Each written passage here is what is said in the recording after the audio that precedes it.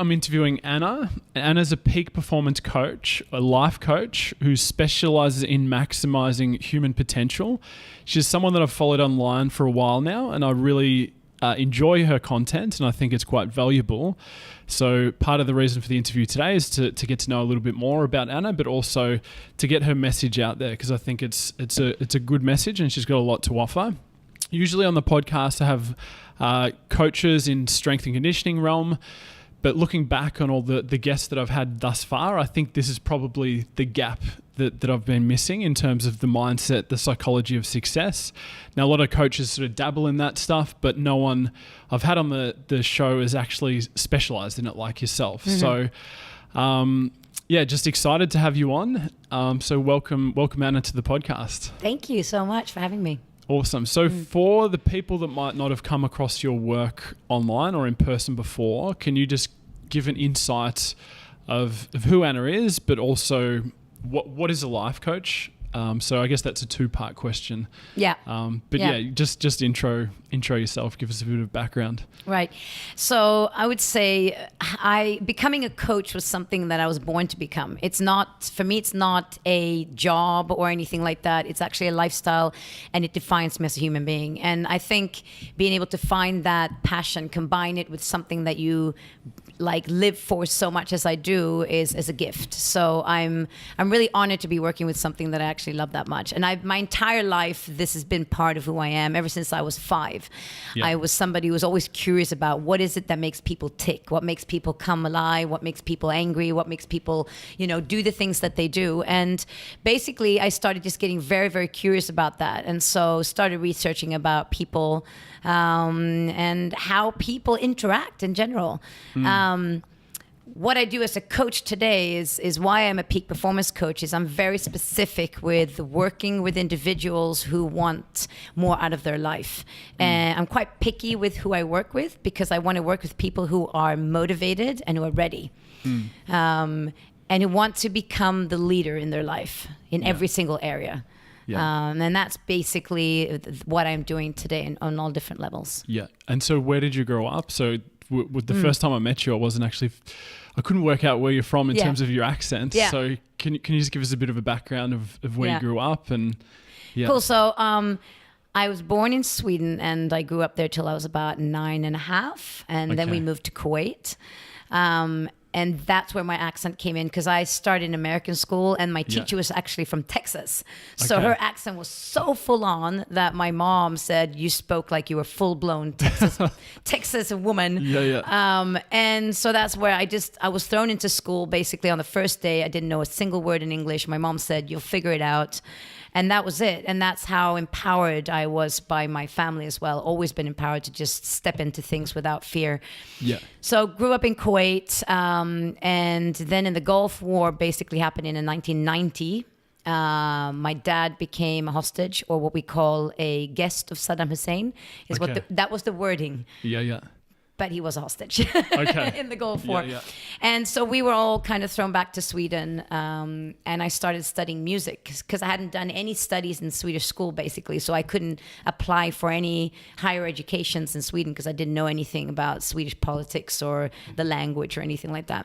But I was very good in music, and especially jazz vocals and performing arts and all that kind of stuff. Oh, so you have a singing background? So I have a singing background in jazz vocals. So I studied music, actually ended up studying music for 8 years. So my first degree was in music. Yeah. So it was jazz vocals and modern dance, which is all about expression through the body, basically. Okay.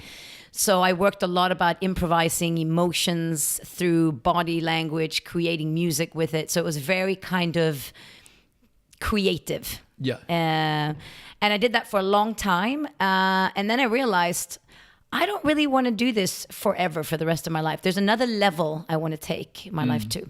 Yeah. So I left Sweden and I went to Hawaii, started studying international communications and got really nerdy about anthropology because I just find it so fascinating with cultures and humans and stuff like that. So I started studying anthropology and then I moved to New Zealand and finished my degree there. Okay. And then I came to Dubai 2005. Yeah.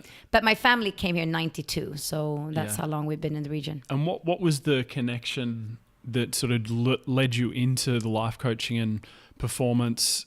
Obviously, having a background in dance and singing, like it's not completely unrelated, but how did you get there? In terms of, you said you wanted something a bit better in your life, or you wanted to evolve. What was the journey like in terms of getting from that point to where you are today? Well, I saw, actually, when I was living in New Zealand, I saw a coach for the first time, and I thought, wow, this is a combination, because I always wanted to be a psychologist when I was younger. And today I'm happy I didn't become a psychologist, because it's actually not what I want to do. When I saw how he worked, I realized this is kind of like what I want to do. But the cool thing is that from music university, I was used to standing on stage, speaking in front of people, doing a lot of like improvisational dances and crazy stuff. When I came to Dubai, I've always been into fitness. I've been doing fitness my entire life. I started to study to become a PT, and then I did Les Mills classes with body attack, body pump, body balance, grit, body combat, all of that stuff. And I always thought that emotions are created through your body. So you can change the way that you feel by using your body. And I wanted to be able to put the mind together with the body. And so I studied coaching when I came here with the Coaches Training Institute, which is the oldest actually institution for coaches. It's the first ever school of coaches from San Francisco. So I did all my studies there. I studied to be an individual coach, a group coach, a couples coach. And then I went to Spain and I did a year of leadership. And then I did a year of certification, because I wanted to make sure that I actually had the foundation. It's very important for me to had the credibility. And then I realized, wow, I can put together body, heart, soul, mind, and everything to maximize people. Yeah. And where do you think, because if you haven't seen your work online, you do present with a lot of energy, and you're very, you've got a lot of conviction when you speak. And that's part of the reason why I sort of liked your stuff, was you're very sure. You also had like an element of like a performance in it as well. There's almost like a bit of theater, which engages. I think a lot of people, put videos of themselves online, but, can be quite dry. But you're like the opposite of that. Yeah. What do you think that was your background in dance or singing, or where did you get that sort of energy and passion from? I think I was born, to be honest, I was born with a personality that has always been really full on. I've had anything from... Because you don't strike me as a person that do anything halfway. It's like, you just do it. I do it. I think it's a combination of who I am, together with a lot of work into being certain in the things that I do, and also having the background and the credibility of what I do. I was definitely always the one that would stand in the front of the line, always the one that put myself out there. Even when I was a child, my mom thought I'd be a politician, because I would be sitting with the kids at 5 and I'd be like, yeah, this is how it is, and that's where you sit, and you do this. And so I always had kind of that element. Been told a million times through my life that I'm too intense, that I'm too much. And when I was younger, and when you have insecurities when you're younger, I always thought, okay, being too much means I need to calm down. And I thought, well, how does that work? That's not actually who I want to be, and that's not who I am. But in the world, when you are intense, some people can't handle it. And I know that for a fact, but it's how I now am able to step into it with certainty and actually own the fact that, yes, I know I've done all the work to be certain in what I do and who I am. But I think I've always really been like this, Adam, to be honest. Because I don't think it's something, or I don't know, that you could train someone to just have that conviction all the time with everything you do. Maybe you could, I don't know, but yeah, just for you, it just kind of seems very authentic, because you're not putting it on. I'm not putting it on, and I do a lot of work into specifically being a peak performance coach, and we can probably talk about that in a while, but what I do to get myself into peak performance state. Yeah. So that's very important. Yeah. And you mentioned before that there's specific types of people that you will and you won't work with. I guess digging a little bit deeper into who are the people that you like working with and that you want to work with, and how can you identify those people, like when you initially meet someone, whether it's for a coffee or you chat with them online, what are the sort of things that you're looking for to coach someone? I have through my career, because I've been working with what I do now for about 12 years. And I think there was a time in the beginning for sure where I thought all I wanted was just to save people, basically. And it was one of those, I just want to help people. I just want to help people to be happy. And that's great. And I did that for a long time. And then I realized that what actually I am really good at and what actually turns me on the most is when I meet people who are hungry. And I'm pretty firm when I coach my clients, and I expect them to show up. I hold them accountable, very closely accountable to what they're supposed to be doing and how they show up in their life. And I don't want to work, like when I say I don't work with everybody, if you're not ready to change your life, I'm not going to fix you. That's basically what I mean. I can't go in and change your mindset if you actually don't want to. And you come to me and say, just fix me. I don't do that. Yeah. You need to step in. Otherwise, we're not working. Yeah. So you got to own it before you. Yeah, you have to. Yeah. You have to. And sometimes you're afraid, and I'll help you pull that out. But there's got to be some sort of willingness to do the work to change your life. Yeah. And what are those sort of traits? What are the cues you're looking for when you speak to someone? Well, I always speak with all my clients that I talk to before they come into coaching. I always ask them, are you committed 100% to this journey? And I make an alliance in the beginning. I create a space in the beginning where we have agreed on things. The first session is all about agreeing. What do we agree on? Because when you agreed on something, I can pull you out. Yeah. So, for example, when things are hard, do you want me to come in there, grab you, or do you want me to let you be with your emotion? Like, what do you want? How can I utilize the best of you? Yeah. And how willing are you actually to push? Like, when it gets hard, are you committed 100%? Yeah. And I guess that you've got to have that intuition, and I guess that comes with experience. Yeah. You know when to push someone. Yeah. And you know when someone's hiding away. Oh, yeah. And they're not. Oh, yeah. Not being, I guess, truthful for you. Just, I mean, you don't have to get specific, but generalize in terms of the types of people that you see. And I know obviously from a mindset point of view, you've outlined the types of people you work or you want to work with, but specifically what's the sort of demographic that generally you work with in terms of, male, female, age groups, etc.? At the moment, most of my clients are entrepreneurs or business owners or coaches or people that have sort of like are branching out and wanting to do something on their own. Somebody who maybe wants to step out of the 9-to-5 kind of thing and create their own platform and their own identity. I also work with a lot of senior management in the corporate world as well. So people who are basically gotten to a certain level and then they're like, you know what, I just want to make more money. Yeah. I want to be more successful, but I don't know how to get that extra to get to that next place, Yeah, exactly. So being a life coach and someone who coaches peak performance, can you, I guess, define success in your terms and what should someone be striving for to achieve, success, if you will? Like it doesn't have to be just in the, monetary in terms of how much money someone makes, but just in general life. Yeah. It's interesting that you bring this up because it's this whole thing with money, and that's money is a very sensitive topic in most people's world, and most people grow up with a poverty mindset. Most people, without knowing it, because most people's families are not rich.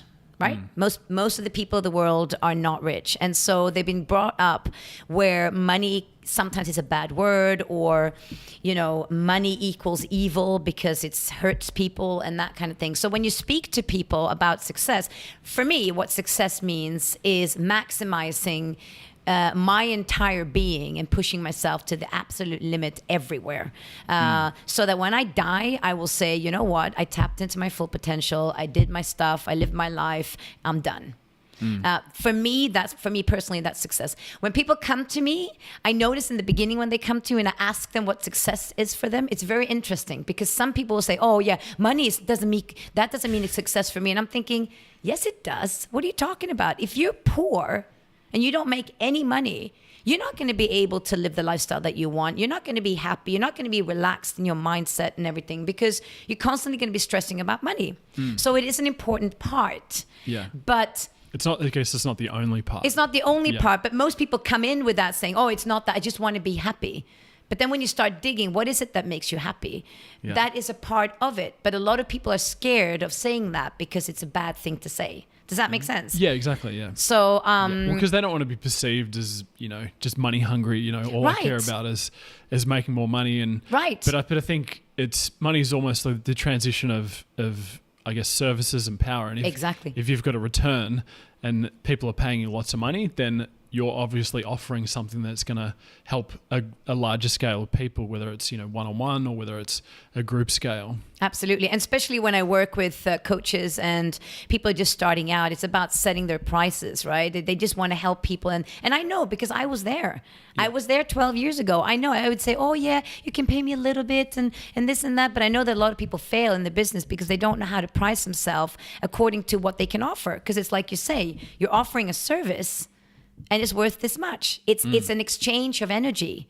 Yeah. It's not I am money hungry and I'm taking your money. I'm actually giving you a service. Yeah. So getting back to your question, the definition of success, I guess it varies so much from people to people. If I'm coaching somebody very senior in their position in the corporate world, maybe they are more conscious of exactly what success means for them.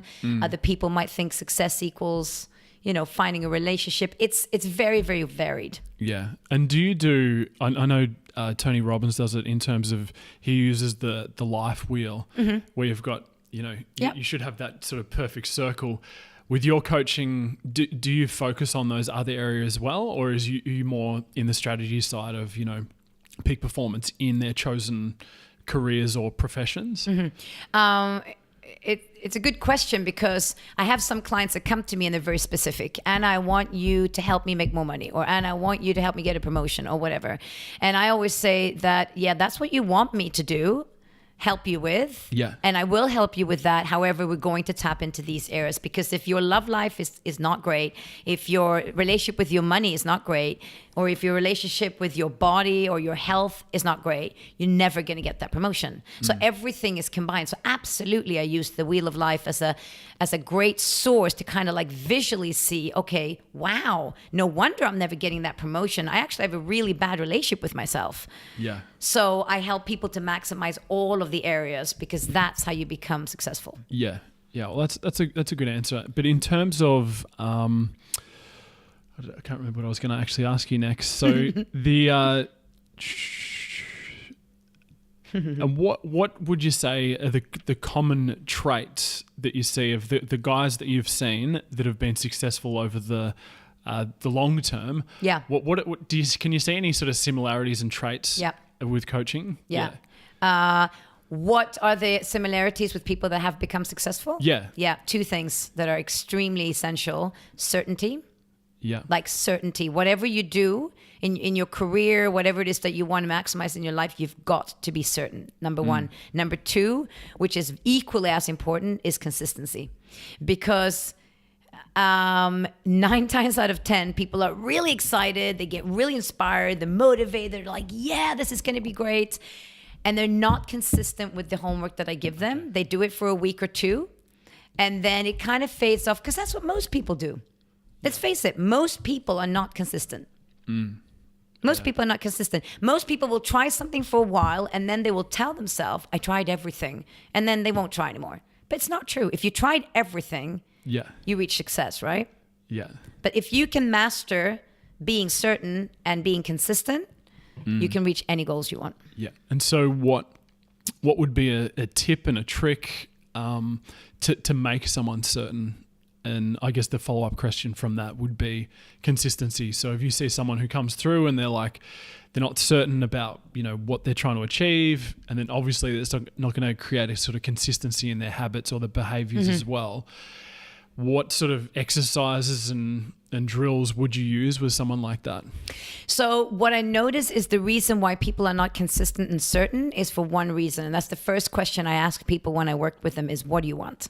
Yeah. And you might think, wow, that's an easy question. Like, that's a normal question. Yes, it's a normal question, but I speak to hundreds of people every week, and I'll tell you this much. It's about 99% of them say, I have no idea.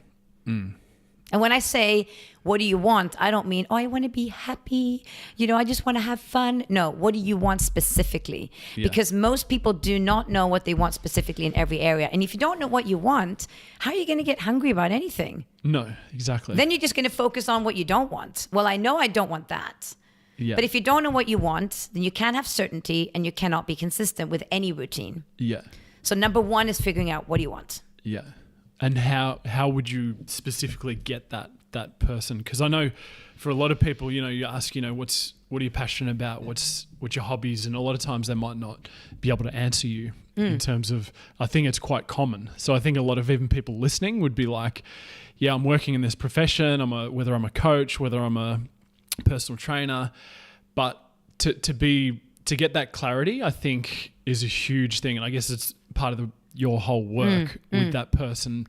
And it's hard to be general because, unless you're actually coaching that individual, you don't know what they're bringing up. But in general terms, what would be the ways of finding what it is you want to uncover that? Well, first of all, most people don't ask each other, what do you want? Like truly, like most people don't ask that question. A lot of people have extremely big visions of what they want, but have been told through the years, like, no, you can't do that. No, you'll never be able to do that. And so we're driven by the limiting beliefs that live in our head. And so we've diminished what we actually believe we're capable of. Mm-hmm. So if you normally want to ask somebody what they want, they're like, well, I kind of want this. And if I just dig deeper, I look for signs. So where people come alive, I look for that. Yeah. Like I will watch you talk, and when I see that you're alive, you've connected with an emotion, and then I keep spinning on that. So maybe I'll ask you, remember a time in your life where you felt extremely on fire, really happy, really, and then I have a clue about what is it that makes you come alive? Yeah. Because literally, if there's something that makes you come alive, then you're most likely in line with something that you really want. Yeah. Right? And then do people, when you see them and you've coached them for, say, 6 months or 6 sessions or whatever it is, and they come in and they think they're certain about something, and then they walk out, 6 months later and they're like, actually, I like this instead. Like they've uncovered something that may not have known. Do you see that a lot in people that walk in and they'll say something and then all of a sudden they're done a complete opposite? Oh, 100%. All the time. People come in and then they say things because we believe, we're always consistent with who we believe you are. So if I think I'm shy, I think I'm this, then you will only be looking in your world for things that will validate what you believe that you are and who you believe that you are, right? So if you can start to dream bigger, because I always say every single person that works with me raises their standard in every area of their life, every area, because I won't stop until they do it. And that's my commitment to my client. I will do whatever it takes. And a lot of people come in and then they think, well, maybe I want to do this, but they change their dreams completely when they believe that, hold on a minute, I can actually do whatever I want. And they start to realize I don't have to be. I'll give you an example. I had a client come in to me and say the first session, I'm shy. I said, really? So who told you you're shy? When did you think that you were shy? Oh, when I was in school and I was 7 years old, I heard my teacher speak to my mom, and my teacher said, well, she's very shy. From that day, she thought she was shy, and her entire life, she's been looking through the glasses of I'm shy. Yeah. Well, it becomes like a self-fulfilling prophecy. Right? It's like, I am shy, so therefore I act this way. Exactly. And now she's working in the stock market. Yeah. And she said, it's holding me back. I said, of course it's holding you back. Who do you want to be there? Oh, I would like to be this and that. And so I said to her, shy is one identity that you've owned. That's not who you are. Tell me who you want to be. So when you start looking into who you want to be, and then I help them to put strategies into place to get you to become the person that you want to be. Yeah. And so that is obviously that for her, using her as a specific example, that's a limiting belief that she's carried with her. And, Massively. And over, I know, assuming say she's 30 or 40 years old, she's been reinforcing that over, say, 20, 30, 40 years of her life. It's a big part of almost their identity. Yeah. To get someone to realize that is a lot of work. And obviously it's like you spoke about before, it's consistency and doing the work. But, I just could imagine how much work it is for someone like that. How do you attack that with them, and how do you, encourage them and create that belief in themselves Well, first of all, you've got to identify what it is that keeps you hostage. So I said to her, how is being shy holding you back from having everything that you want in your life? And she was like, oh yeah, it holds me back here in relationship. I give my power away, and in this I do this. And I said, if you continue like this for another 2 years, where's your life going to be? She says, it's going to be miserable. So I said, are you willing and ready to let go of this old belief? And then what we do is, see, you can never just take something out. What you got to do is put something else in. So if you don't want to be shy, tell me what you want to be instead. And then she gives me like, well, I would like to be, assertive. I would like to be, I don't know, whatever it is, courageous or whatever. I said, okay, fine. How would a woman that is all of that, how would she show up in her life? How would she walk? What would she wear? How would she talk? Who does she socialize with? What does she tell herself? What's the internal language? What she do in the morning for a morning ritual to get herself into that? All of those things. So then we build together strategies that will help and support her in turning this mindset around. Yeah. So I work with NLP tools on how to anchor certain emotions in certain movements, or, every time she's going to talk to her boss, she feels like she's diminished. So maybe we put power. Okay, when I touch my bracelet, I'm going to tell myself this. And then you create a new pattern, because your brain is just a computer. And you program it a certain way, and you can reprogram it. Yeah. You got to interrupt, I guess, that pattern. Absolutely. Yeah. Yeah. And so for someone like that to make that huge shift, she's obviously going to go through a transition of like discomfort. It's going to be like, terrible for her to push back and be authoritative in her actions, but also her language, everything she uses. How in those first sort of instances, it's hard for someone like that to be authentic. How do you, I guess, coach? Because this is just in my mind. Like, yeah, absolutely. Yeah, I'm just sort of like playing devil's advocate. How do you get that sort of process ingrained for them to act like that? Well, so all of us, like I said before, all of us are consistent with who we believe that we are. And I always say that if you don't think you have potential and you think you're shy, then you're going to show up a certain way at work. And then your results are going to be, okay, well, nobody sees me at work. And then your belief system is going to be empowered that I'm shy. So if we can change the way that you believe that you are, you will take different actions. And of course, it's scary in the beginning. That's why I say to all my clients, I'm not here to just charge you money. You come once a week and I tell you you're fabulous. I'm here to support you. I ask all my clients to give me feedback. I ask all my clients to stay in touch during the week. I ask all my clients to celebrate failures and successes with me. I have clients call me up and say, oh my God, Anna, I'm going for a meeting with my boss. Oh my God. And then in that moment, I'll send them, strategies that they can apply. Because the moment they go in and they prove to themselves that, hold on a minute, I tried something different. I actually took some action that was different than what I did before. Oh my God, the result was people look at me now at work and they see me. Your belief system is going to start to change about who you are. So all of a sudden, you're going to have more certainty. You're going to be more confident because you tried, but you got to be courageous. If you work with me, you are courageous, because if you're not courageous, you wouldn't want to come work with me. I'll tell you that.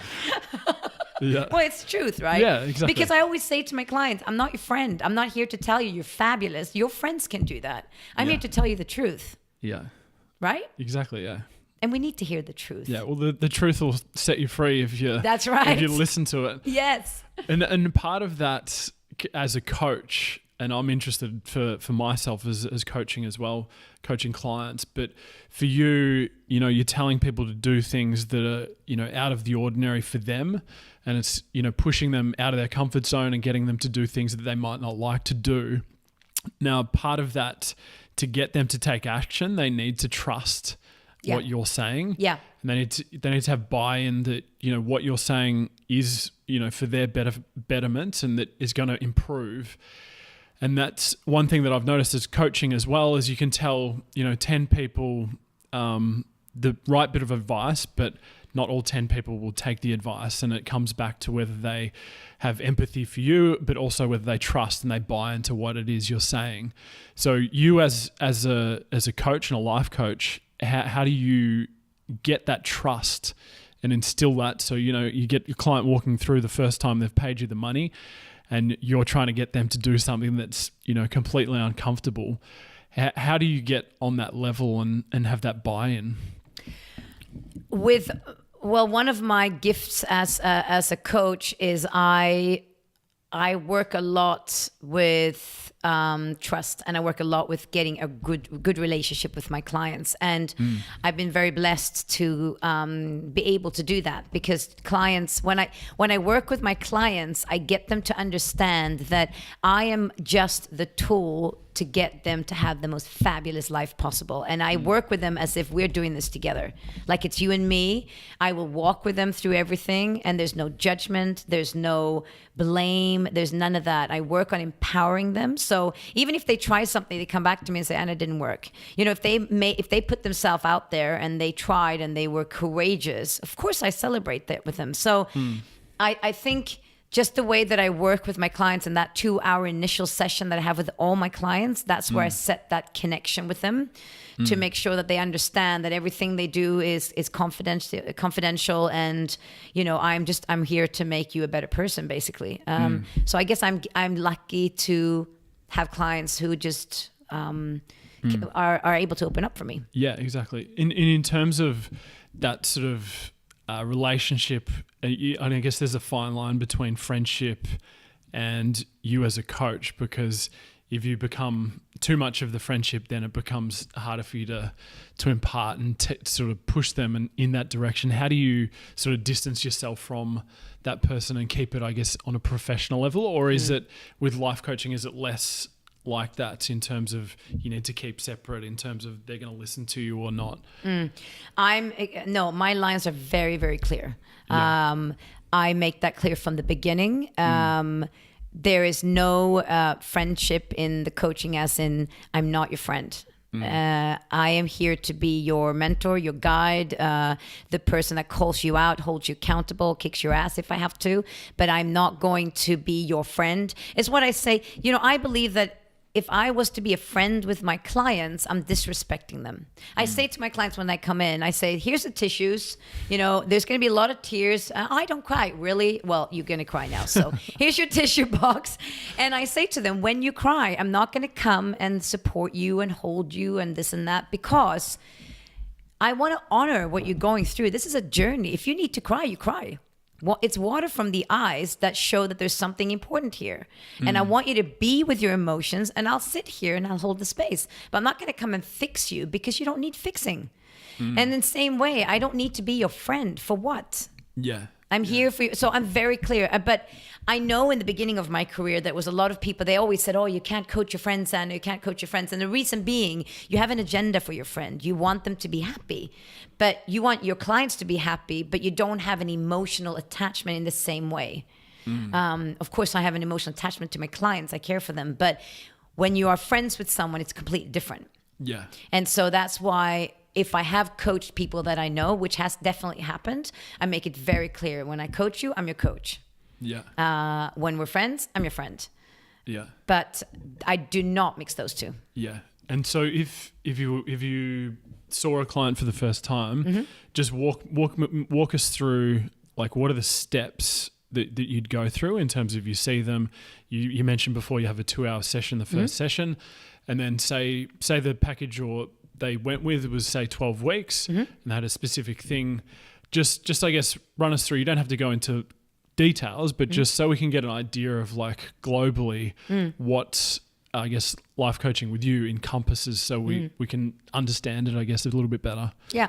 So my clients, I mean, I do different things in my business, but one of them is my premium one-to-one coaching business. And my clients come from everywhere. So I have some clients online, and I have clients in Dubai. But all of my clients, what I do is basically I tell them, when you come to me, you are, for me, a white sheet of paper. So what I'm wanting to do is I'm wanting to write down as much information so that when I coach you moving forward, I know who you are.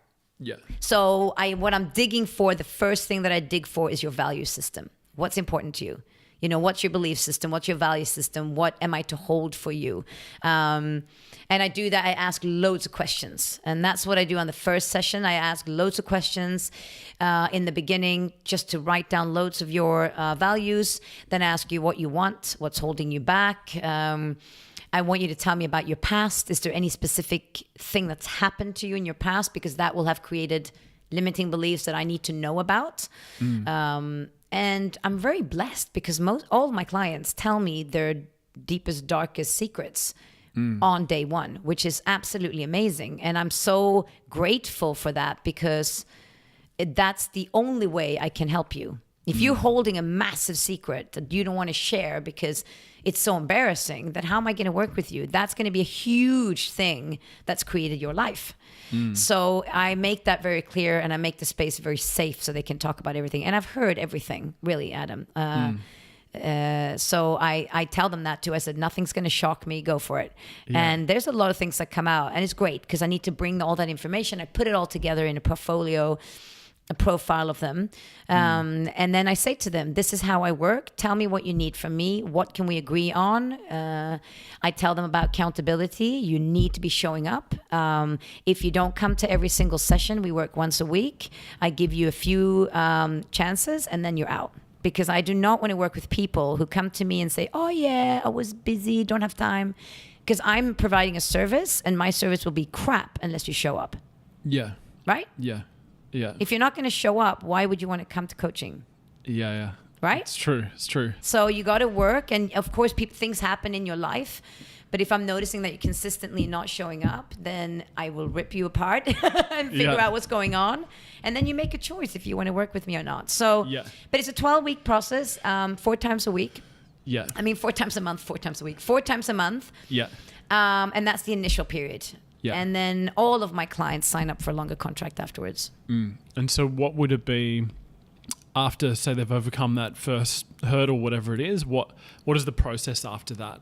Like, what does it look like for someone who's been seeing you for, say, 12 months? Do they come in? Is it just more like a tune-up? Are they just talking to you, trying to find, things that might not be going as well for them? Or yeah. So I always say the day you think that you have reached the top, that's the day that is over. Yeah. Because every single area. Whoever reaches the top, though, like, it's kind of like there's always something. There's always another level. That's what people say to me. Oh, I don't need coaching. Really? Every single area of your life is a 10 out of 10? Yeah. No, that's not true, because then you're lying to yourself. Nobody has a 10 out of 10. Nobody has a 10 out of 10 consistently in your life. No. So you're always needing, if something's working really well, something else might not be working. So I have clients that worked with me I have one specific client that's worked with me. He's been with me probably for about 6 years. Yeah.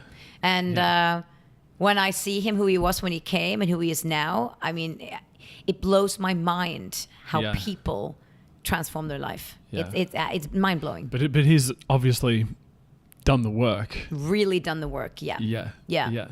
And so an area we spoke about, or we kind of briefly mentioned it just a little while back in this conversation, we spoke about communication, reading in and knowing the type of communication that's needed for each individual. And I guess we spoke about it just briefly before, but I like your style of communication, and you're very direct with what you say. And it's just knowing how do you know when to, I guess, push someone and prod them in that direction, and when to hold back and be a bit more nurturing? Like you spoke about this, where you coach as a kind of a safe environment, but then also on the other hand, you're like, accountability is everything, and you hold people to that level of accountability. Yeah. It's like asking when you've started knowing how to ride a bike, how do you actually ride a bike? It's really hard to say. What I can say is that sometimes I have clients that are like, go, go, go, and they're always coming in and they're always lifting their standards and da-da-da. Sometimes they come into me, and as soon as I watch, I guess it's one of my strengths is my intuition. I feel people very quickly, which I think some people might find very annoying, because it's like I can see them. So as soon as they walk through the door, I see it. And I can tell, okay, this person today is in a space where we need to go deep and figure out what's actually going on right now in this space. It's not a time for me to go push. It's a time for me to explore depth. Yeah. So they might be going through some real like wobbles or something might have happened. And then I just want to hold that space, dig into that. Because basically what I'm wanting to do, if you're coming to me and you're in a place of a lot of emotions, what I want to do is for you to see them, see the emotions and understand that emotions are just emotions. Because loads of people are scared of emotions, right? Oh, I'm feeling sad. Must be something wrong with me. Or, I'm feeling depressed and there's something wrong with me. It's like, no, it's just a feeling. So explore it. Oh, it feels like this. Okay. Do you still want to feel this way? No. Okay. So how do you want to feel? But you can do it in a nurturing way and not in okay, you feel that way, but let's just take you to the top. No, I can feel in when my clients need. So I work with what they need. That's why I always say, when you come, you tell me what you want to talk about. I do not have an agenda where I say, today we're talking about your dad. Today we're talking about work. You come to me and this is your life. Yeah. So you bring the topic. If you come to me and say, Anna, today I just want to I feel like crap. And I just go, okay, how does that feel? Yeah. And then we just go from there. And I guess you're in a fortunate position as well. People, by the time that they've made the decision that they're coming to see you and pay, they're ready for change. Yes. So it's not like you're, getting them in. It's like they've come here and they're looking for someone to guide them and to push them into that next step. Most people, yes. Some people pay and then they disappear and then I have to chase them. Yeah. Because they lean in and then they go, oh my God, that was scary. I'm leaning out, and which you find kind of fascinating. It's like, wow, you've paid me for 2 months and you're not showing up. Because they're so scared. Like they stuck their head out and then they went, oh my God, it's too scary. And then they retract. So then I have to go chase them, Yeah. But I'm aware that that's what happens, Yeah. And so in that case, how do you get, obviously you can't win over everyone. You can't, be 10 from 10 every time. But in your experience, how have you overcome that with someone who's put themselves out there and then realize, shit, this is a lot of work, and then they get scared off and they might not come for a month or whatever it is? I name what it is that I see. So I'm like, oh, I noticed that you're pulling back, so you're scared now, right? And they don't really want to. They don't really want me to know that. You know what I mean? When you're scared, you don't want people to know you're scared. So you kind of like, no, I'm just busy. I'm like, yeah, I know that's not true. And then everyone's busy. Right. Everybody's busy. I mean, the two things that people tell me, I'm busy and I can't afford it. All of that's crap, as we know. Those are just like objections that they have. Yeah. But what I do is I bring that client back to remember the reason why you came to coaching in the first place. What was it that had you come here and take on this journey? Connect to that, because most people, there's a reason why they come in the first place. Yeah. And then they kind of get sidetracked from that reason and go back to their old habits. So by bringing them back into the limelight of like, okay, wow, I really wanted to change my life, it can help them to get the motivation back to come back, And then you spoke about before about values and how it's important to align, obviously, your coaching with their values and to not only that, but to uncover it. What methods, I mean, obviously you do it through just coaching them, but how do you get to understand that person's values and then get them to understand their values? Because a lot of people don't even realize or they don't even think about it until they see someone who might have studied like yourself in this area. What are the steps for uncovering values? Do you know what? The steps for uncovering values is listening for keywords that they keep saying all the time. You listen for what makes them happy and what makes them frustrated. Yeah. Most people will have a value of respect, for example. And then people come to me and they're, I hate the traffic here. And they get on and on and on. I know they're not angry about the traffic. What is it? They're feeling disrespected. I mean, that's an easy example. But in many situations, they will be talking about something where they are really passionate. And I know that if you're angry about something, there is one of your top 5 values that's not being honored. Yeah. Right? So if one of your top 5, and the angrier you are, the more important that value is for you. Okay. So I look at what's going on with their emotions, and then I see, so what could be disrespected for them to get so emotional? And then I name it and I say, okay, so I'm noticing that this is a big value of yours. And they go, oh, I don't know. I said, well, is it? Yeah. And they didn't even know, right? Yeah. But once you become aware of things, you now have a choice to do something about it. Yeah. Well, it comes like self-awareness. If you know more about yourself, you're going to take more informed decisions on what it is you want. That's powerful. And so what do you think, what are the common sort of values that the people violate? Because I mean, I hear people all the time complaining about, different things, and they're arbitrary things like, whether it's the weather, it's too hot, or it's the traffic, what do you think in general? What are the big ones for most people that you see? I think the big one is, respect is a big thing that people get really crazy about when they're feeling disrespected.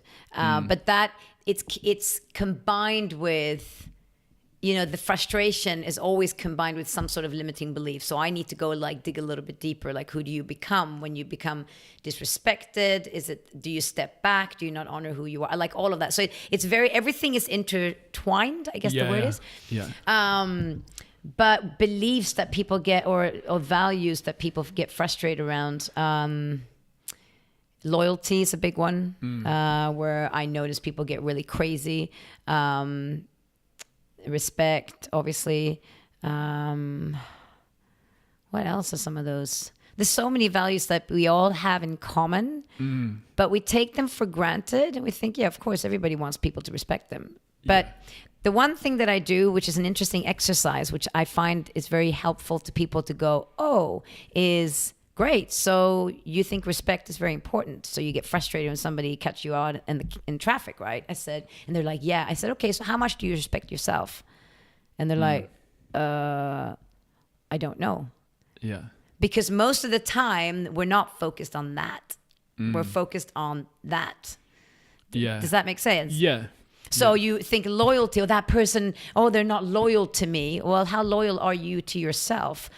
Not that much, because most of the time we will kind of skip loyalty to ourselves for the sake of being liked. Yeah. And so we give our power away, so we're not that loyal to ourselves. So it's by understanding the values are important for you in terms of relationships, but the most important person is important for you, to honor you. Yeah. That's good. So the big one for me is you can see, and I have clients all the time, they'll say, I want to be fit, I want to be healthy, but then they'll spend their money on the things that are opposite to that. So they'll, spend money on going out for a brunch. Yeah. They'll spend money on, like their latest car or their watch or whatever it is. Yeah.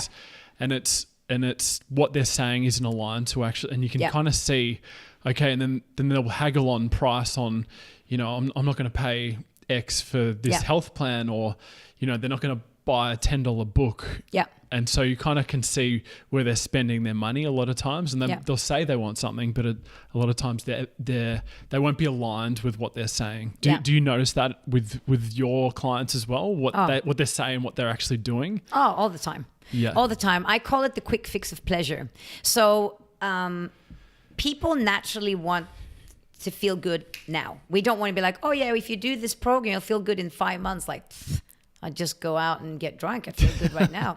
So it's what I call the quick fixes of pleasure. The quick fixes of pleasure is spending money on like alcohol, drugs, sex. Well, not spending money on sex, but sex and well, some food. people spend money on sex. Well, yeah, that's a whole different podcast. But food, gambling, all that kind of stuff is what I call quick fixes of pleasure. Yeah. We do something quickly, makes us feel great in the moment. TV is a brilliant one. Like I'm feeling a bit emotional. I put on the TV, something stimulates me. In that moment, I'm feeling good about life. I turn the TV off, I feel crap. Yeah. So what we do is and travel is another one of those. I felt so run down at work, and then I went for a 1-week trip. I feel amazing. And then after 3 weeks coming back, I feel crap again. Of course you did, because it's a quick fix of pleasure. But it's easier to grab a quick fix of pleasure because you can see, if I travel, I'll feel like this. If I eat this cake, I know I feel good. But the thing is, nothing is going to change in your life ever unless you change your habits and your routines, right? So you'll do the quick fix, makes you feel great in a moment, and then your sugar levels will drop, and then you'll feel crappy again. And we do this because it's easier to do that than to face what's actually scary. Yeah. It's easier to go for brunch, have fun, get drunk, be hungover. Much easier than to face me, for example, who asks you, what do you want? What's your fears? Oh, I don't want to talk about that. Because we want to try and get away from what's painful as much as possible. And that's why I sometimes get clients that I've worked with clients who are suicidal and turn their life around completely, whereas they go out there and live a fulfilling life. It's not because of who I am, it's because of the process that I work with. I always say, if you want to change your life to the better, come to me before you're at the bottom. But most people have to hit rock bottom for them to go, oh my God, I'm in so much pain. Smoking, drinking, sex, nothing helps me right now. in that time, it's harder and it's a longer journey to come back. So if you can feel good now by understanding that if I work on myself now, I can still have food as something that makes me feel good, but I don't need it to pick me up. It's like an added thing bonus because it's fun. Do you know what I mean? Exactly, yeah. Yeah, so you spoke about it and you just mentioned it before, and I was going to bring it up later, but I'm just interested because you mentioned it, habits and routines. Now, we're going to speak about what you do and your morning rituals and routines and stuff later. So not specifically for you, but for your clients to leverage the work that you've done, and obviously they've uncovered what it is they're trying to achieve and they've got clear on all that stuff. But as you spoke about before, consistency is probably one of the most important things as well. So habits and routines are the way you get someone to be consistent with those sort of things. What are the not tricks, but routines and habits that you try and create with those people that are changing their life? The most important time for you to put success rituals and habits into place is morning. Because the first hour when you wake up, your brain is the most receptive to information. What most people do, they press the snooze button, which is crap, because you start another sleep cycle of 90 minutes and then it gets interrupted, which makes you tired for another 4 to 5 hours afterwards. Yeah. So snooze button is out. Yeah. Number one, for that. Two, why you don't hit the snooze button is because now you've already surrendered.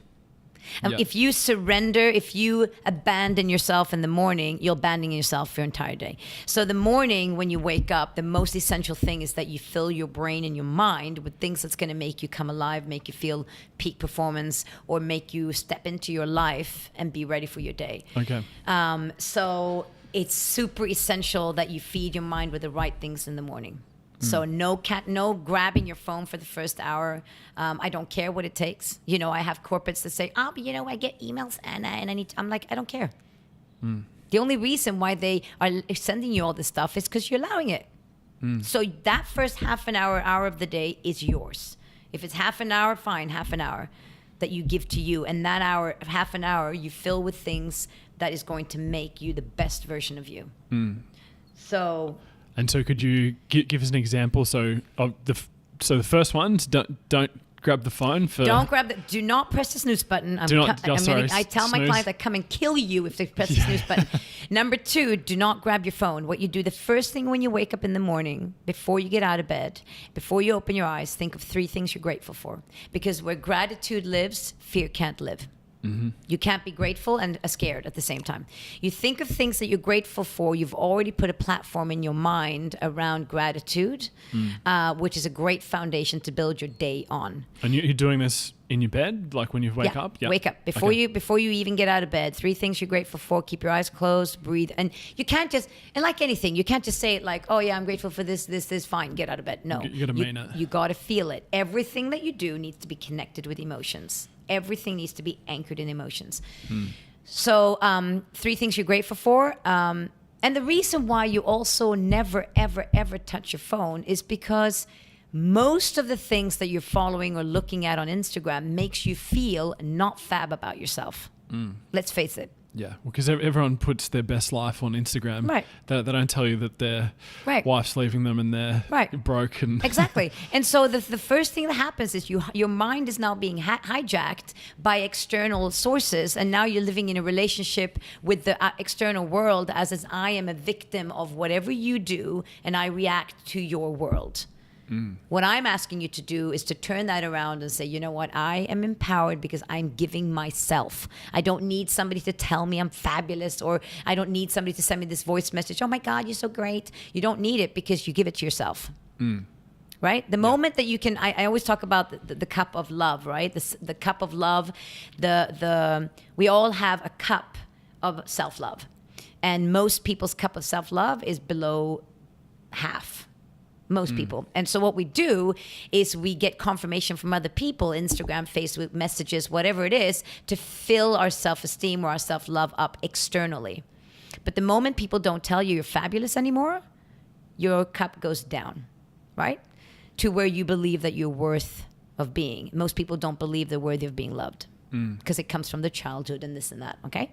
So what I ask you to do is fill that cup up yourself. And, my clients laugh at me when I say this, but I say, you know what, I'm going to work with you. So there will be a time in your life when people say to you, my God, you look so hot and sexy today. And you're like, yeah, I know, but thanks anyway. And they're laughing, thinking I'm arrogant. It's not arrogant.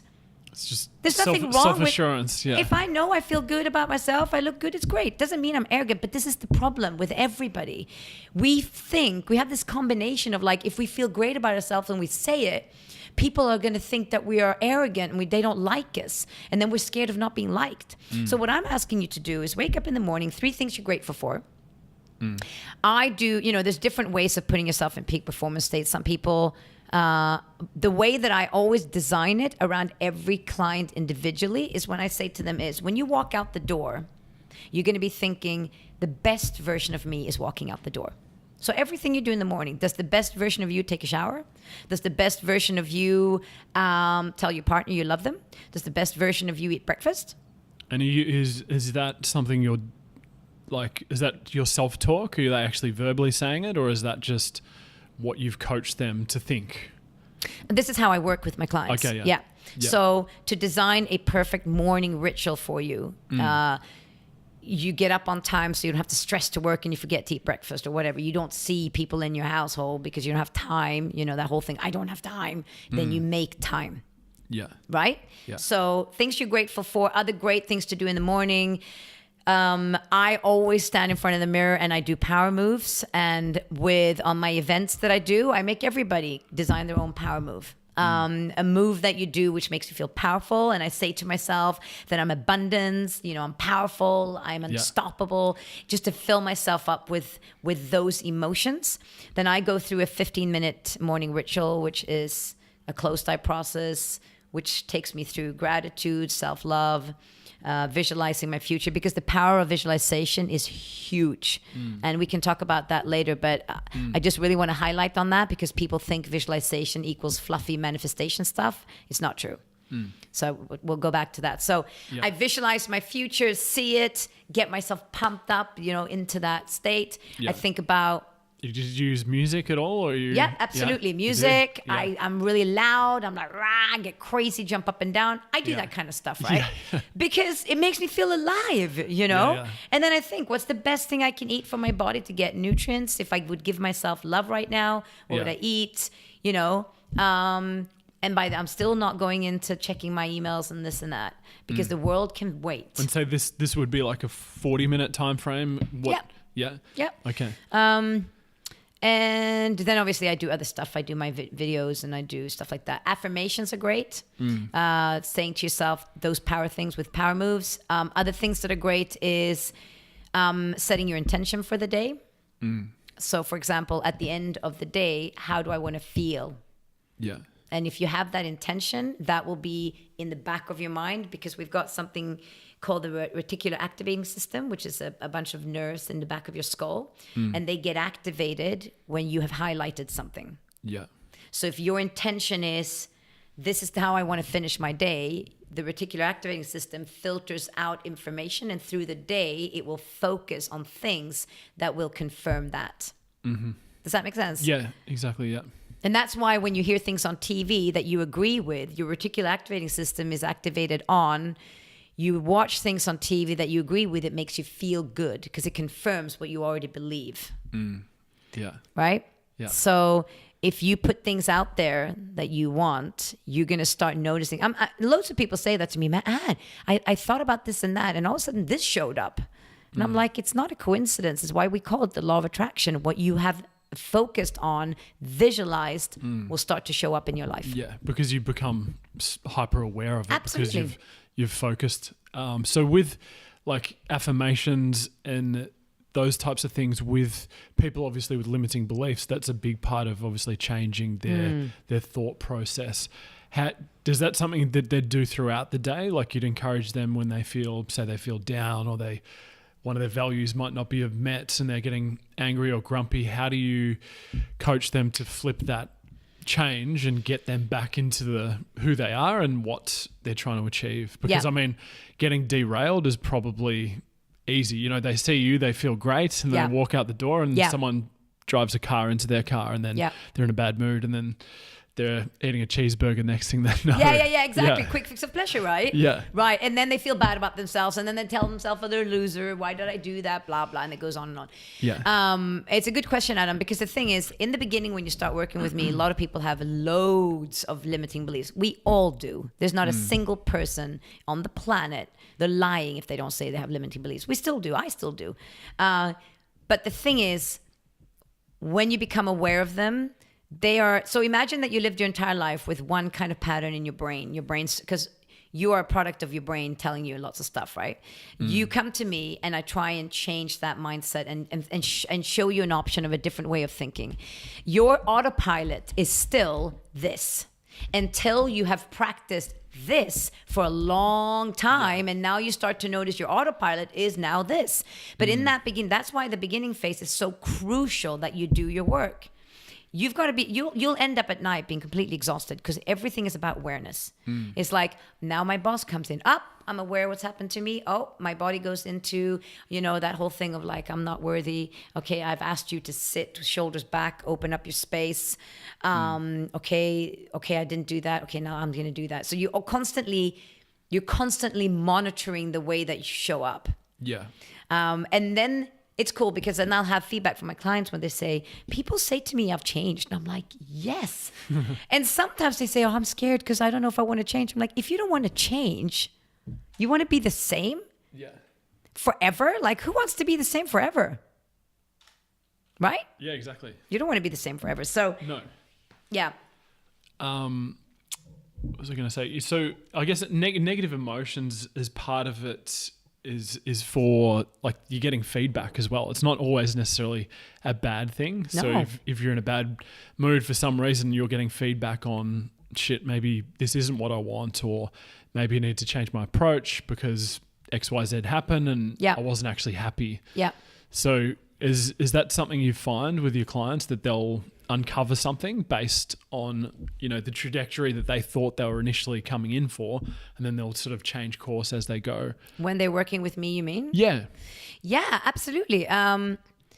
They will definitely come in for something, and then we reveal other things, and then they realize that, the things that they came in for was actually just a byproduct of what's actually going on. Emotion, I always say, people always told me when I was younger, Anna, you're so emotional. And when I was younger, I was like, oh my God, it's a bad thing with emotions. I say emotions is the biggest gift that we have, because emotions is what teaches you about what's actually going on. And you have to learn how to work with your emotions. So that you're not like, okay, you get angry and you just go crazy with your emotions. It's like there needs to be a way that you can work with your emotions so that you're showing up the person you want to be.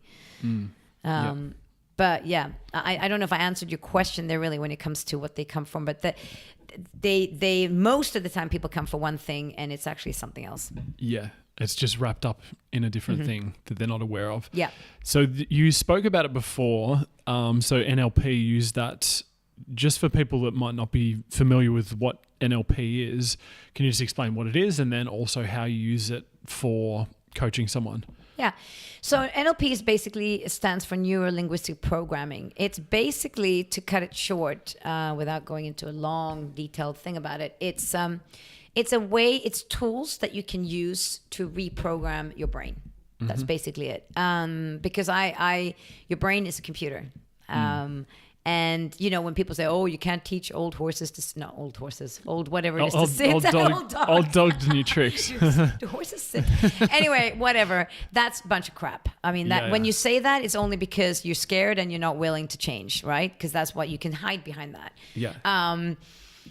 So there's loads of different tools, but the tools that I love to use is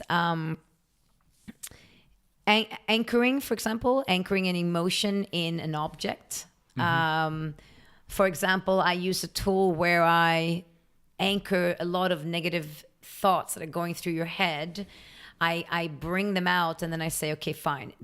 Your negative thoughts, let's pretend that this is like a saboteur that wants to sabotage you. What's the name of this saboteur? And we name it so it becomes a tangible thing.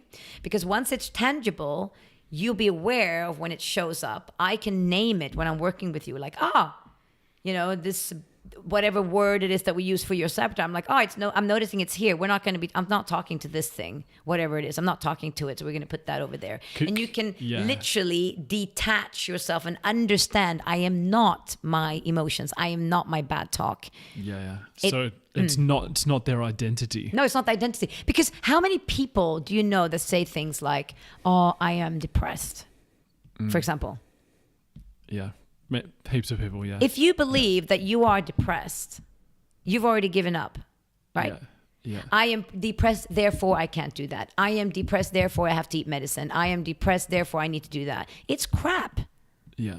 You are not depressed, you're choosing to be depressed. And I know this is a very fine line, and I've had many fights about this, because I have bipolar in my family. So I understand what is a real mental condition. And I'm talking about when people actually have a condition of some sort and there's a lack of serotonin levels in your brain naturally not being produced. I get that. I'm talking about most people. Most people have chosen to give their power away or chosen to look at life from the dark side or whatever so long that they have fallen into a depression. But the moment you tell them you are not depressed, you're choosing to be depressed, now they have to take responsibility for it. Yeah. I remember reading somewhere, you can correct me if I'm wrong, but I remember someone saying that depression's linked to worrying about your past and anxiety is about worrying about your future. Absolutely. Yeah, absolutely. Yeah. Because depressions come from hopelessness. We normally find depression where you feel like you're stuck. That's the beginning part of it. You're stuck. Then you start to look at the things in your brain from your past. And your brain, because when you're stuck, you feel miserable. You won't ask yourself fabulous questions. You won't say to yourself, oh my God, you're a sexy beast. Or you're a fabulously fantastic person. Yeah. You'll say things like, oh my God, I'm so bad, this and that. Oh, it's because, and then your brain, it's a computer, right? So it goes, it starts picking up things from the past. Oh yeah, you're a loser because your dad said you're ugly, blah, blah, blah. Someone said you're fat, this and that, this and that. So it gives you feedback on why you're feeling stuck and why this is your life. And then you get blinded by it and you don't believe that you have the capacity to change that. That's when depression hits. Yeah. Because you're focused on your past and you do not believe that you can change it and you don't think you have the capacity. Yeah. And so then you start bringing fears for the future, because then it's like, okay, if I'm like this, oh my God, I'm always going to be alone. Nobody wants to be with me. Yeah. And this and that, I won't get the job I want, whatever. So yeah, it's a combination of that. And so based on that, like that, I guess, terminology, how do you get to someone to be present and then to be, I guess, in the moment? What sort of drills do you use? Do you use meditation? What are the tools you use for that? So I have worked with people, for example, one of my clients is extremely highly stressed, like beyond belief. And I'm watching this person. I'm like, okay, this is given another 6 months, there's a heart attack happening, 100%. When you are stressed, you're almost like, I call it like you are detaching from your body. So I call it the pink tornado or the brown tornado. So there's a pink tornado, which is when you're euphoric, when you're happy and you're like, wow, life's amazing. You're like rock and roll. You're not present, but you're happy, but you're pulled out of your body into a pink tornado. Then you got the dark tornado, which is like, oh my God, life is so awful and stressful, and you're pulled out of your body. Your body doesn't know the difference between being a pink tornado or a brown tornado, because your body feels the symptoms of stress. So you might be thinking, well, I'm happy, so it's fine, but it's not, because you're not present. When you are away like this, you don't see people around you, you're not present. So what happens is your body is constantly on pushing the stress levels, right? So all the cortisols, everything goes sky high, and your body's like, you're starting to get physical symptoms of it. What I do a lot with people that are highly stressed, I teach them breathing techniques, 100%. And I make sure that they put them in practice at least 3 times a day, where you get to come down from this tornado, be present. And the breathing technique that I use is that you breathe in, because breathing techniques, all it is making you cautious of the moment. So you breathe in through the nose 4, hold your breath 4, and then breathe out slowly for 8 count through your mouth. Okay. So what it does, it calms down your nervous system, and it helps you to bring yourself down to ground from this tornado space, so that you can be more conscious about your life. Yeah. because when you're stressed and out there, you're not conscious, right? Yeah. Yeah. So it's funny you brought that up with, or it's interesting you brought up with meditations. I'll just say that quickly. Meditations and visualizations is crucial for your life. Most people don't visualize. And again, visualizing your ultimate life, like taking 5 minutes of your day, close your eyes, breathe in through the nose, breathe slowly out, and visualizing how your life, your ultimate life looks like in a year's time, for example, is not just fluffy things to make you feel good or this will manifest your life. No, your brain starts to see things, and your brain doesn't know the difference between what's actually happened and what's just a vision.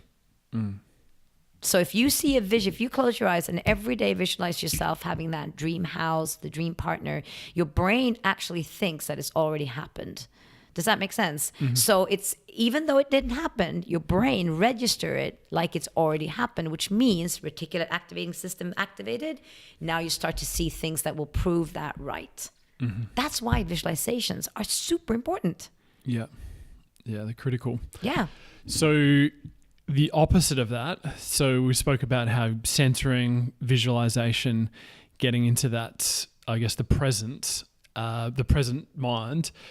Now, I know you've got a bit of a powerlifting background. You've got a few records and stuff with powerlifting. How do you go the opposite and just turn up the cogs and get your body, and in particular in your powerlifting, if you can talk about that. But also I'm more interested, not just your powerlifting prowess, but also your mindset around lifting and powerlifting, and how to get yourself into that state of like, this is a maximal lift, and it takes obviously a mindset for you to lift it a lot of times. To lift that heavy weight is overcoming that inertia in the mind before you actually go up and step up onto the platform and you push that heavy weight. Yeah. I could tell you a little story about the powerlifting thing, the mindset in powerlifting. So the first competition I ever did, I was the Swedish Championships, and needless to say, a little bit intimidated by the first competition being televised with audience. And, I've been on stage talking in front of thousands of people, but I've never had to be up and be strong in front of people.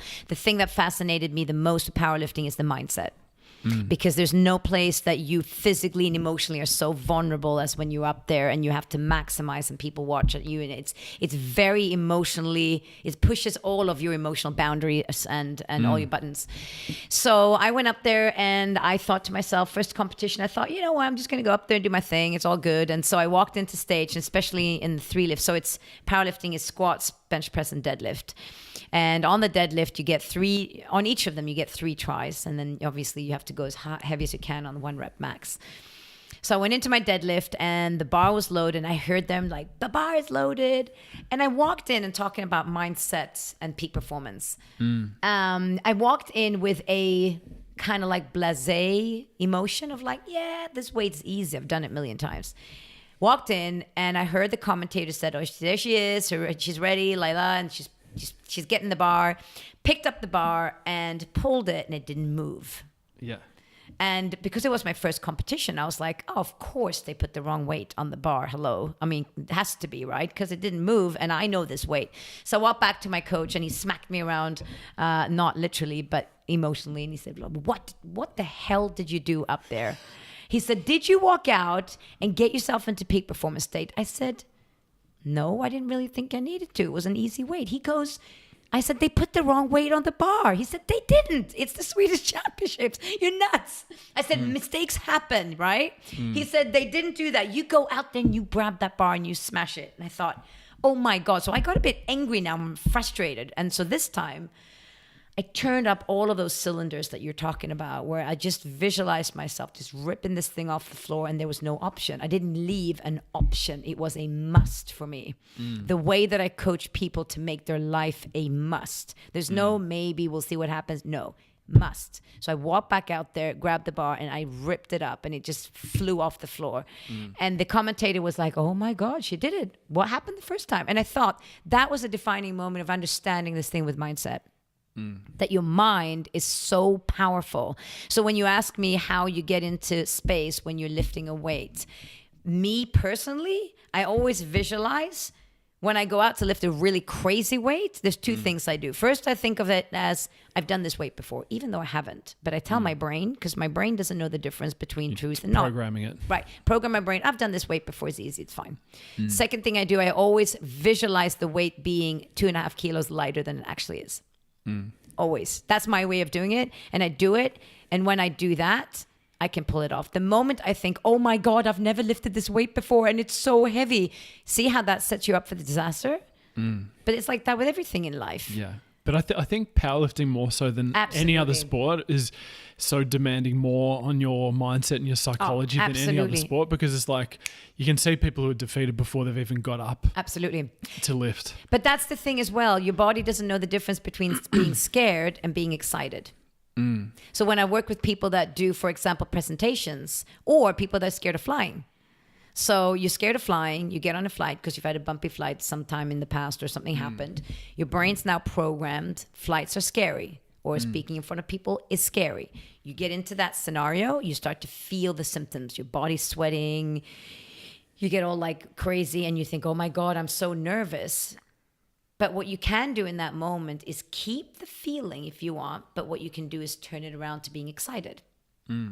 So when you go into lift, you can go either in and say, I am so scared, oh my God, I'm going to fail, oh my God. Your body feels the symptoms. Or you go in with the same body symptoms, but you reprogram your brain to say, I'm actually excited. The body, the mind doesn't know the difference. Yeah.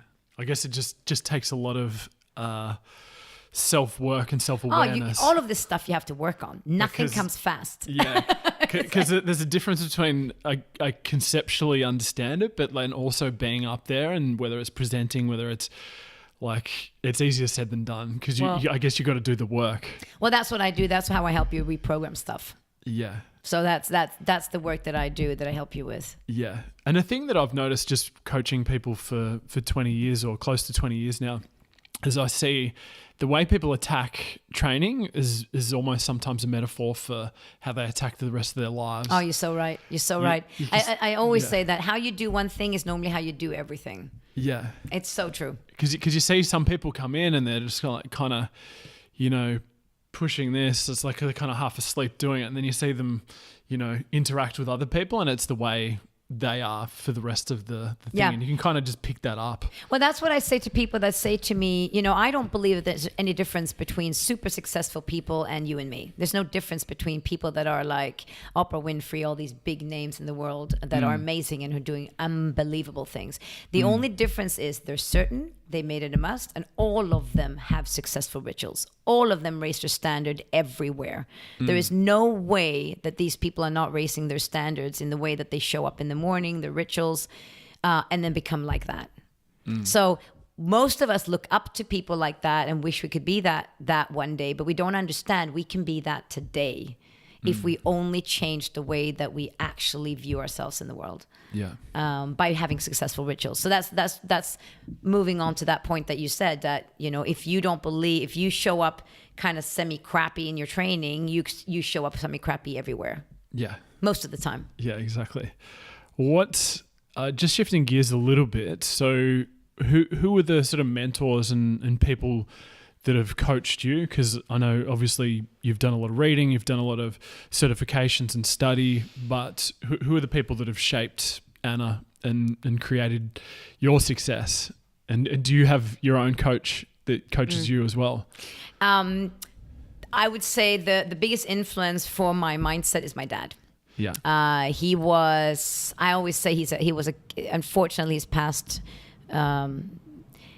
passed from this world into a much better place, but he is the absolute biggest inspiration for me. And I know this is going to sound extremely weird, but the day he passed was the best and the worst day of my life. The worst day of my life because I lost an icon and this world lost an incredible human being. The best day of my life because I was completely daddy's girl. So everything he said, I just believed in everything. And so I never got to really grow up, if that makes sense, until he past. But the things that he taught me was all this, my mindset, everything about how I view the world comes from him, and also, of course, my mom and the rest of my family. But that the way that I grew up with the mindset that everything is possible, and anything that comes in the way, we sort it out. That comes from him 100%, and from the rest of my family as well, because they all have that mindset. So mom and dad were amazing in the foreground for that for me. People that I look up to in the industry, obviously Tony Robbins, on the male side, on the female side. Actually on the male side, Tony Robbins is an icon for the whole industry of coaching. He's like the godfather of coaching for us, Yeah. And on the female side, Mel Robbins, because I think Mel Robbins is just an incredibly... She's no relation to Anthony Robbins. It's just no, they're not. No, I know. Okay. I know. It's crazy, isn't it? Something about that name. Yeah. What I like about both of them are they're both very edgy. Sometimes they're up there and they swear, they rip people apart, but in a very loving, compassionate way, but in a way where they make people just step into their power. I have my own mentor. He's nuts, and I adore him. He's amazing, and his name is Zach Dixon. He lives in Australia. Yeah. The reason I love him as well is because nobody can pull me out of my crap like he does. Nobody. But I believe that every single successful person needs to have a mentor, needs to have a success coach or a mentor or somebody that can always hold them accountable. Every single person I know that is successful has a mentor. Yeah. Awesome. And then just moving on from that, I guess these would be like your unofficial mentors or just more resources. What resources, and whether it's books, podcasts, interviews, is there like something that you would watch on a daily basis or something you'd listen to? Is there, whether it's, I don't know, a guided meditation thing you do or anything like that? Is there something just from a resource standpoint that has spoken to you in terms of whether it's the book? I think you mentioned Mel Robbins. She wrote that 5-second rule. 5-second rule, yeah. Or anything else that you could think of in that space, but more so pertaining to yourself. Well, I always make sure that I want to fill my mind up constantly with things that make me move forward in my life. So that's why I don't really watch that much TV unless it's like nighttime and it's like I need to have, because I make I make sure that I put things in place where, so for example, if I want to watch TV, then I do it for this time at night. You know what I mean? But everything that I'm listening to through the day is always things that makes me grow, always. I listen to enormous amounts of audiobooks of all kinds. Everything from the anatomy of your energy to Grant Cardone, who I think is a complete crazy, out there, in your face maniac, and I love him. He speaks like nobody else. To anything, and I do a lot of meditations during the day as well. Every day I visualize myself being the person I want to become. And I make sure that I fill my mind up with things that make me come alive, always. Yeah. And one thing that I guess has become apparent in all the podcast guests that I've had on the show is how mistakes are essentially our lessons. Yeah. And this is, I guess, a loaded question. Do you have any sort of big mistakes and failures that you look back on and you're actually sort of grateful for them in terms of they've given you some sort of direction? Oh my God. And it can be to do with your coaching, whether, when you first started, you made a mistake and you said something and you did this, but you learned from it. Or it can be in just your personal life as well. I'm sure that there's a million mistakes that I do every single day. I sometimes laugh at who I used to show up as, in relationships, for example, and things I used to be. Oh my God, I can't believe that. But everything, has brought me to where I am. I think, I know I told you about, this is not something that I've maybe failed at, but I know I that story about the first ever client that I coached who was sick, who was severely anorexic, I think. This was one of the times where I did something crazy and I wasn't sure if I was it could have been a complete disaster when I told her I don't believe she's anorexic, and I just said that. And I don't know how, now looking back, and I was such a young, in terms of the coaching industry, an experienced person, that could have been a complete disaster. Yeah. But by telling her that, what happened was she actually found an option of a life that wasn't, I am defined by my sickness. And then she turned her old life around and opened a dance studio and got married and all that kind of stuff. Yeah. So I guess I've been sometimes bold and pushed edges a lot. But I don't know if there's a moment that I actually made a huge mistake that I think afterwards. I think there's things every day, I think, that we do. Which I learned from. I always choose to see things, even if it sounds cheesy, I always choose to see, oh, wow, that was interesting. I failed at that. Well, what did I learn?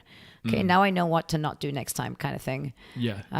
So, yeah, I do that constantly. The only real failures is when you don't learn from what it is you might have. Yeah, and normally why you don't learn is because you're scared. Yeah. Fear is that thing that holds us back all the time. Yeah, exactly. So what we spoke about the other week, and I mentioned how the work that I'm doing is we're trying to involve a lot of community, and I can see your eyes sort of light up, and that was something you were sort of passionate about. Yeah. What about that sort of makes you happy in terms of community? What is it? I guess this is more on a personal level. Yeah. I love people. Like I'm always curious, and that's one trait that I got from my dad. My dad always said, even on his deathbed, he said, Anna, remember one thing, life is fun. Life is fun, and be curious always. I'm always curious as to know, like I said, what makes people tick. And I love connections with people. I have an online program that is my online community, and my vision and my dream was to create a community online where people from the entire world can come together and become better human beings in a platform that's safe, an environment where people can grow together. And I've done it. This is what my Life Transformational Academy is all about. It's all about community and people stepping into their fears and voicing their fears, and somebody being scared, someone else pulls somebody out. That whole thing of community is something that I believe we need more of, and maybe in Dubai as well. That's why I'm, on a personal note, very proud of obviously my partner who started up Desert Barbell with his partner, because it was once a dream to unite people with the same passion as in powerlifting, and now they've done that. And you just see how people come alive when you feel that you connect with people with similar values, you know? Yeah. No, that's awesome. Yeah. We're sort of nearing to the end, but I just want to come back and touch on, because I know you've got a lot of rituals you do on a daily basis, but can you just run us through or what you do when you get up? Because you mentioned in a story that I can't remember, the story was about how you were telling people your rituals, and then Patrick put his hand up at the back and said, I can vouch that she 100% does this every day. Well, actually that story comes from my event, Evoke, Evolve, Transform, that I run 3 times a year at the Dubai Pole and Equestrian Club. Yes, it was true. I am obsessed with rituals. And not because just to do them, it's because I become the best version of me, and that's the only thing that's the only person I want to be. I don't want to waste time focusing on what's not working, because that's just crap. Yeah. What I do myself in the morning? Yeah. Okay, so I want to know. You want to know everything. My alarm goes off 5:15. I tell my boyfriend I love him. Very important. Ask him if he slept well, Yeah. and that chat. And then I close my eyes. I think of 3 things that I'm grateful for in that day, in that moment, because that changes. It's not the same thing every day. Makes me feel fuzzy and amazing. When I'm in the bathroom, I have power moves that I do, and I do my arms out, and I say, I am abundance, and then I say, I am unstoppable, and I am powerful, and I say it over and over and over again. Look myself in the eyes and get like that boost, that juicy boost of not ego. It's not the same as ego. It's the same, that gives me self-worth. And what's Patrick doing when you're doing this? Is he in the background? No. I say, sometimes I annoy him, because I'll wake up in the morning, I'll say to him, so babe, so what are you grateful for? He's like, do I have to say it? I'm like, okay, obviously you don't have to say it if you don't want to. I think half of the time he thinks I'm annoying that I'm doing this. It's so funny. Yeah. Even when we have guests, like I've got my mom staying with me at the moment, and I just say to mom, I'm doing my morning ritual, bye, and I just go in. he'll be here, or he's getting ready, or he leaves quite quickly to work anyway. Yeah. So then I do that, feel powerful. I go have coffee, because coffee is love for me. Yeah. And then I eat, obviously my egg whites and healthy stuff for breakfast. Yeah. I might listen to some like few minutes of a podcast or of some sort of like book or something, audiobook or something. And then I go into my room and I do my morning ritual, which has 3 parts to it. 3 songs that are combined. And I share this morning ritual, this exact morning ritual. People that do my Life Transformational Academy, my online academy, they get this ritual. Okay. As well as a gift for me. So the first part is about thinking about closing my eyes and getting in again connected with the feeling of gratitude. And people think I'm nuts, but this is what I actually do. So I'm grateful to be me. So I think about how grateful I am to be me. So I actually touch myself, and not in a bad way, people, and just say, I love you, Anna, and like to get a connection with myself, to say to myself, I love myself. Yeah. So I do that. And then there's a part where I think about freedom, and I have like some freedom poses, makes me feel freedom. And then there's a part where I think about, I visualize my future. So I think of where I'm standing in 5 years from now. And then I bring out a few empowering statements that I've created for myself. I get in front of the mirror and I just put really hardcore music on that's full on. And I jump around and I'm like, yeah, powerful. Yeah, bring it on. That kind of stuff. Yeah. And do you have any days off, or is that just like it's every day? Saturday, I do a different thing in the morning, because that's the only day that Pat and I have together that's our Anna Patrick Day. Yeah. So there's a different rituals that day. Okay. But apart from that, I don't take time off life. No. No. And then during the day, I do another meditation around manifesting career, money, all that kind of stuff. Yeah. Oh, cool. I know. And then is there anything at the end of the day, like before you go to bed? Is there like some sort of reflection? Do you journal? Do you do anything else, or is that you're done for the day?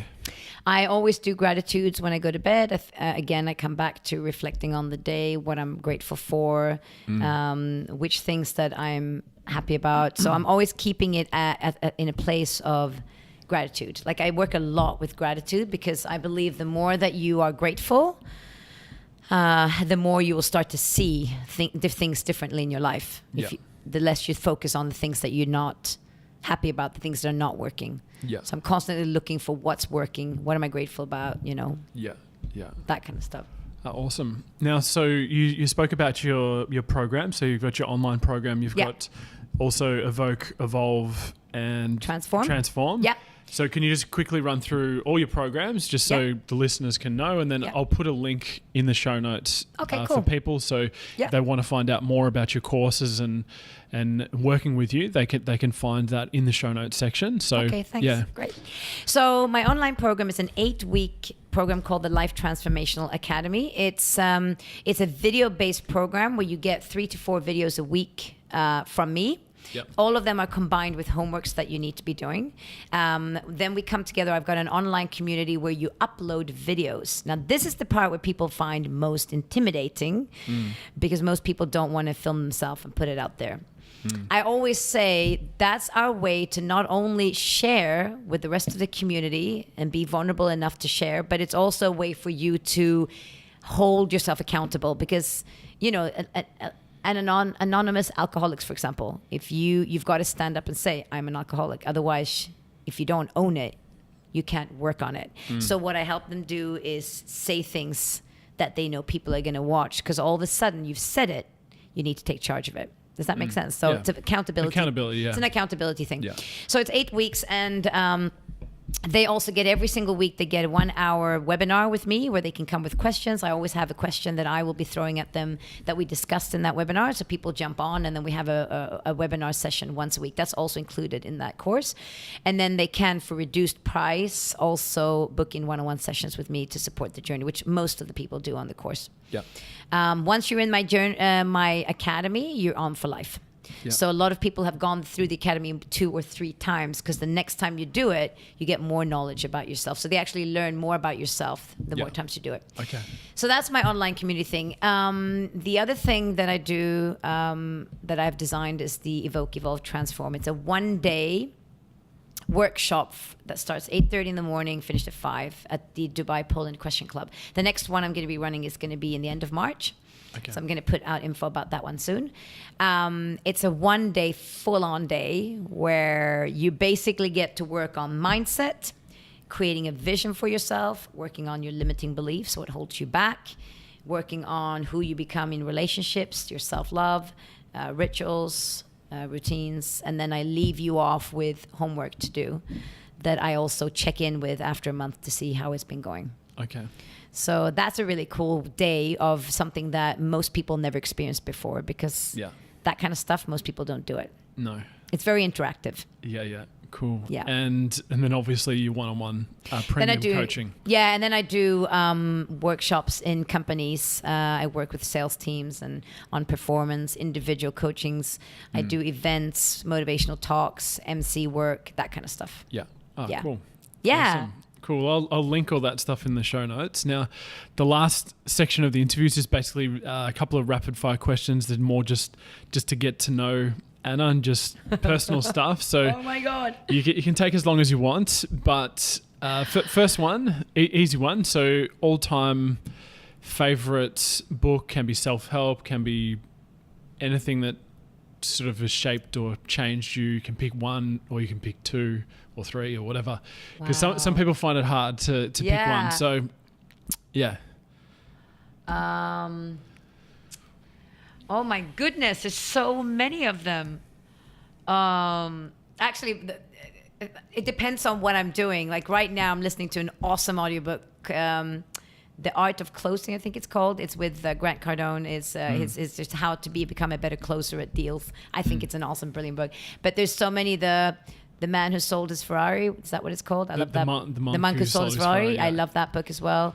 The 5-Second Rule, absolutely amazing. Mel Robbins. Wow, there's so many books. Yeah. But there's no one that's just comes to mind in terms of just impact, or maybe one that sort of started the journey for you.